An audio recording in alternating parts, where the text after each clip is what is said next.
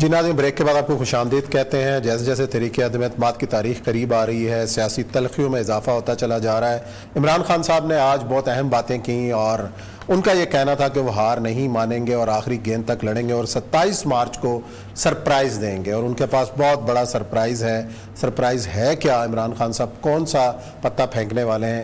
ساتھ ہی مسلم لیگ نون نے جو لانگ مارچ ہے اس کی تاریخیں آگے بڑھائی ہیں، اور اب اطلاع یہ ہے کہ 26 مارچ کو قافلے روانہ ہوں گے اور 27 مارچ کو وہ اسلام آباد پہنچیں گے۔ ان کی کیا وجوہات ہیں؟ 2 دن آگے کیوں گئے؟ اور دوسری جانب اتحادیوں کو منانے کا مشن ایک بار پھر شروع کیا گیا ہے، اور اپوزیشن کی جو مذاکراتی ٹیم ہے وہ آج ایم کیو ایم کے پاس گئی ہے۔ ناراض اراکین سے بھی عمران خان صاحب نے رابطے آج کی۔ عامر لیاقت صاحب ملے ہیں اپنی اہلیہ کے ہمراہ، اور یہ صاحب پہلے تو اس بات کر لیتے ہیں کہ عمران خان صاحب 27 مارچ کو کون سا سچویشن ہوگا، لیکن ریفرنس جو ہے اس پہ جو قائد فائز عیسیٰ کا جو خط ہے اس نے ایک بڑی خاص قسم کی سچویشن کریٹ کر دی ہے۔ ایک تو یہ ہے کہ اس خط کی 2-3 چیزیں جو ہیں، میں چونکہ ظاہر بات ہے ذاتی طور پہ بیوروکریسی سے تعلق رکھتا ہوں، تو انہوں نے بیوروکریسی کو جان بوجھ کے گھسیٹنے کی کوشش کی ہے۔ کہ قائد فائز صاحب نے کہا ہے کہ وہاں پر رجسٹرار جو ہے وہ بیوروکریسی سے جواد پال کو لگایا ہے، وزیر اعظم ہاؤس سے وہاں پہ امپورٹ کیے گئے۔ میں عرض کرتا ہوں، سب سے پہلی بات یہ ہے کہ اب بیوروکریسی جو ہے وزیر اعظم ہاؤس میں ہو یا کسی اور جگہ وہ وزیر اعظم کے انڈر ہوتی ہے۔ حماد رضا تھا رجسٹرار افتخار چودھری کے وقت، جس کو ڈاکے میں شہید کیا گیا تھا بیچارے کو، بہت اچھا لڑکا تھا، بلوچستان کا مارا تھا، وہاں سے اس کو لے کے آئے تھے۔ اس کے بعد طاہر شہباز صاحب، آپ بھی جانتے ہیں، ہم بھی جانتے ہیں، جمعیت میں ہوتے تھے۔ پھر اس کے بعد وہ ہم سے 1 سال سینئر تھے، 4 سال سے بھی زیادہ وہ رجسٹرار رہے ہیں، ان کو کوئی چھوڑتا نہیں تھا۔ بعد میں وہ محتسب ہوئے تھے، سیکٹری اسٹیبلشمنٹ رہے ہوئے۔ اس کے بعد ایک اور تھے، شاید شاہ رخ خرپات ہے، شاید کوئی ان میں سے ایک تھا، وہ رہے ہیں۔ اب جواد پاک خود قائد فائز عیسیٰ صاحب جس وقت ہائی کورٹ کے chief justice, Balochistan high court کے، عبداللہ خان میرا بیچمیٹ ہوتا تھا، انفارمیشن ڈپارٹمنٹ کا تھا، وہ انڈکٹ کر کے اس کو رجسٹرار لگایا گیا تھا، اس میں ان کا اپنا رجسٹرار رہا تھا۔ اچھا، تو ایک بات تو یہ ہے کہ قوم کو بیوقوف نہیں بنانا چاہیے، ایک بڑی صاف سی بات ہے، اسٹیٹمنٹ دا فیکٹ دیا کریں کہ کیا چیز ہے۔ اتنے دال آپ کو آپ اسی میں چیف جسٹس درج بھی رہے، اتنا عرصہ تھے۔ دوسری بات یہ ہے کہ میں کوڈ آف کانڈکٹ آپ کے سامنے لے کے آیا ہوں، یہ ہے ججز کا، سپریم کورٹ اور ہائی کورٹ کا ججز کا۔ اس کی آرٹیکل 3 ہے، to be above reproach and for this purpose to keep his conduct in all things official and private۔ اچھا، یہ خط پرائیویٹ نہیں رہ گیا، یہ پبلک ہوا۔ کیوں ہوا ہے کہ آپ نے اس کے اندر ایڈوکیٹ جنرل کو بھی، آل پروونسز، ٹھیک ہے، کیپٹل ٹیریٹری کے president, supreme court bar session, supreme court, یہ کنڈکٹ آف ججز کہاں چلا جاتا ہے؟ بڑی عزت سے میرے برخورداروں کس طرح کی صورتحال ہوتی تھی، میں یونیورسٹی پڑھاتا تھا، اس وقت ان کی شادی ہوئی تھی، میں اس شادی میں شریک تھا، ایک بہت طویل قسم کے تعلقات، لیکن اس کا جو حق ہے وہ تو مجھے کہنا چاہیے۔ پھر اس کے بعد اس خط کے مدرجات میں آپ نے ایک ایڈمنسٹریٹو آرڈر کو چیلنج کیا۔ یہ ہائی کورٹ کے چیف جسٹس کی پریروگیٹو ہے کہ وہ کیا کرے۔ اب اس میں سوال کیا اٹھا ہوا ہے؟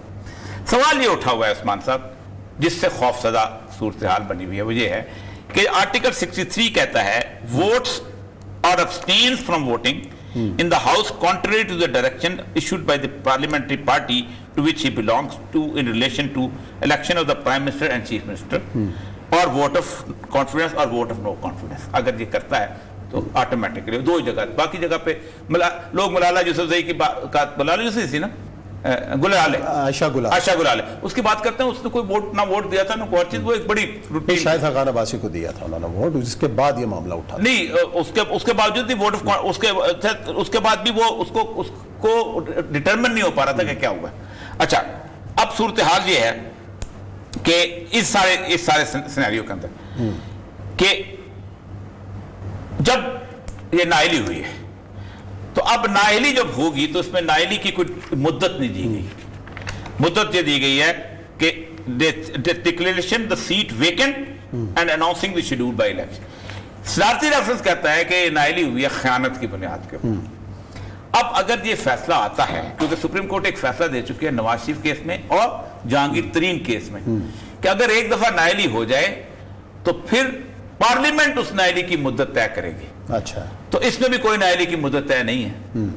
تو اگر وہ کہتے ہیں کہ ہمارا وہ فیصلہ برقرار ہے کہ یہ ساری زندگی, تو پھر تو 2/3. اچھا اور صاحب یہاں پہ ایک سوال یہ بھی لوگ اٹھاتے ہیں کہ اگر پارٹی کا جو لیڈر ہے وہ اس کا رویہ ایسا ہے, اس کی پالیسیز ایسی ہیں کہ آپ کا جو نیچے رہنے والے ہیں وہ لڑنے کے لیے وہ کہتا ہے بھائی جان یہ میں ایک ایک بندہ نہیں ڈیل کر سکتا, میں پوری پارٹی خریدتا ہوں. اچھا, وہ جو کاکسس بیٹھے ہوتے ہیں نا, وہ ٹرمپ خریدتے ہیں, وہ اوباما خریدتے ہیں, وہ سرکوزی خریدتے ہیں. اسی لیے دنیا کے اندر مذہب تبدیل کرنا جو ہے وہ جائز ہے, پارٹی تبدیل کرنا جائز نہیں ہے.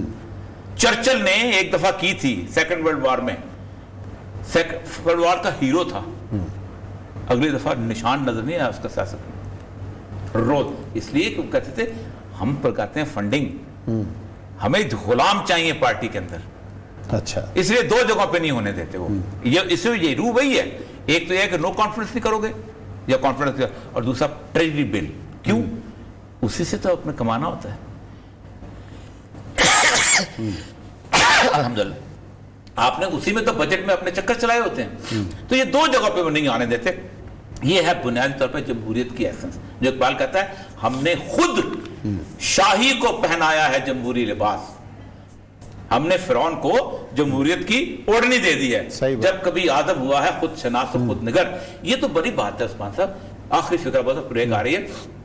پارٹی صدر کی ڈکٹیٹرشپ اتنی ہے کہ اگر آپ ان سارے کوئی بھی پارٹی, عمران خان ہو, نواز شریف ہو, کوئی ہو, ان کے ٹی وی ٹیلنٹ لگا دیں, انہوں نے کبھی اللہ کا نام اتنا نہیں لیتے جتنا پارٹی کے لیڈر کا نام لیتے. بدقسمتی ہے ہماری جمہوریت کی. چلیں لیتے ہیں بریک کے بعد آئیں گے اور کچھ انٹرنیشنل سٹوریز کے اوپر نظر ڈالیں.